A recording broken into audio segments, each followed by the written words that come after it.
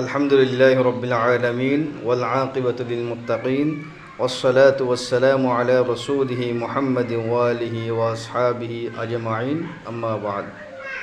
সম্মানিত প্রিয় বন্ধুগণ, যে যেখান থেকে দেখতেছেন আমার ভিডিও এই মুহূর্তে, সকলকে আন্তরিক শুভেচ্ছা ও অসংখ্য মোবারকবাদ। আজকে আপনাদের মাঝে উপস্থিত হয়েছি বাংলাদেশের মধ্যে ভণ্ড প্রতারক এবং কবিরাজ মুন্সি বৈদ্যর কোনো অভাব নেই, কিন্তু ভালো কবিরাজ, ভালো হুজুর, ভালো মুন্সি, ভালো কিন্তু বৈদ্যর অভাব আছে।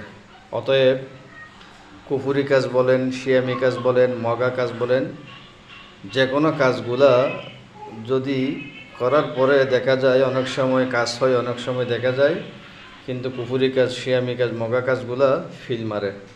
অতএব মহাগ্রন্থ কালামুল্লাহ শরীফ সত্য।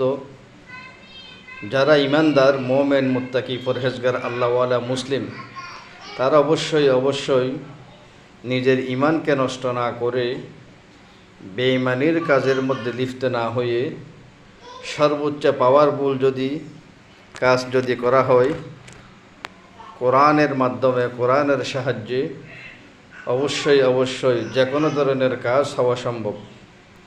অতএব ভাই সব প্রিয় বন্ধুগণ, মন কথায় চলে যাচ্ছি আপনাদের কাছকে একটি সর্বোচ্চ পাওয়ারফুল একটি বশীকরণের কাজের কথা বলবো।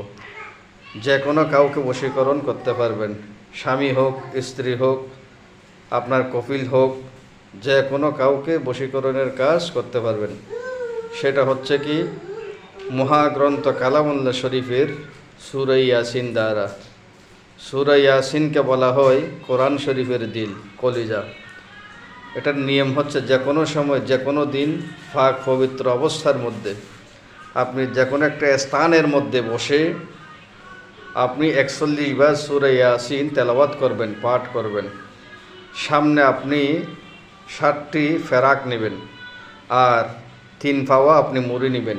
মুড়ির মধ্যে ফুঁক দিবেন একবার। যখন সূরা ইয়াসিন শেষ হবে তখন আপনি একটি ফুঁক দিবেন মুড়ির মধ্যে। সেইভাবে আপনি ফেরাকের মধ্যেও আপনি একবার যখন সূরা ইয়াসিনের তেলাওয়াত শেষ হয়ে যাবে একটি ফুঁক দিবেন। আমি আমার ভিডিও দীর্ঘায়িত করব না। আমি আলহামদুলিল্লাহ আল্লাহর অশেষ রহমতে এবং অনেক দিন ধরে কোরআনী চিকিৎসা দ্বারা মানুষের সেবায় নিয়োজিত আছি দীর্ঘদিন ধরে। আজ পর্যন্ত কোনো মায়ের সন্তান, কোনো বাবার বেটা বলতে পারবে না আমি কাজ করিয়েছি, কারো কাছ